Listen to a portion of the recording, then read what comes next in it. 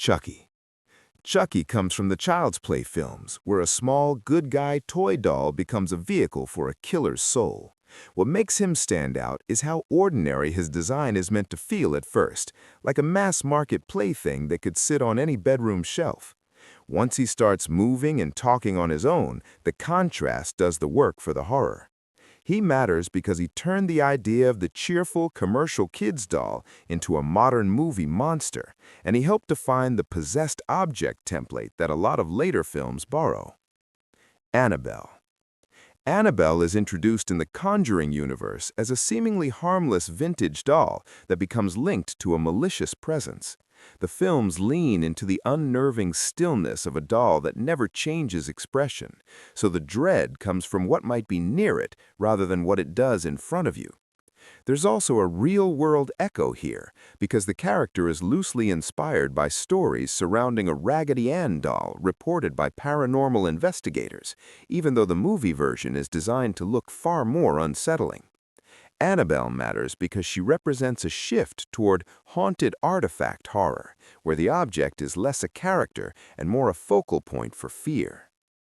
Billy the Puppet. Billy the Puppet appears in the Saw films as a childlike figure used to deliver messages on behalf of the Jigsaw killer. He isn't the killer, and he isn't exactly alive in the usual sense, but he's treated like a messenger that brings the threat into the room. His pale face, red spirals, and fixed grin create a ritual feeling, like the movie is announcing that a game is about to begin. Billy matters because he shows how a doll can function as a symbol of control and inevitability, turning a simple prop into an icon that tells the audience what kind of horror they're in. Brahms.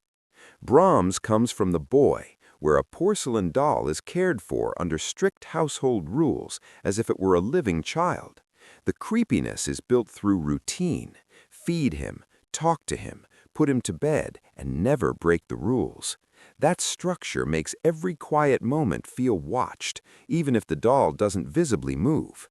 Brahms matters because he plays with the line between supernatural and psychological fear, using the doll as a pressure point for isolation, grief, and the way people can be pulled into acting like something impossible is normal. The Puppet Master puppets. The Puppet Master series centers on multiple small puppets animated through an occult method, each with a distinct look and a specific way of killing. Instead of one iconic doll, the fear comes from a collection, like a shelf of personalities waiting to wake up.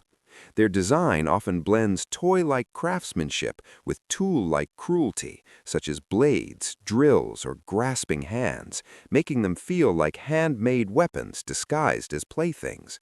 They matter because they helped build the killer doll ensemble concept, where the movie invites you to recognize each puppet as a separate threat with its own style. Mary Shaw's dolls. Mary Shaw's dolls appear in Dead Silence as part of a story about a ventriloquist whose legacy is tied to silence, secrets, and punishment.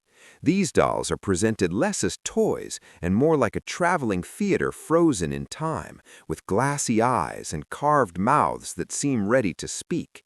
The film connects them to the tradition of ventriloquism, where the unease often comes from the illusion that a lifeless figure has a voice and a will.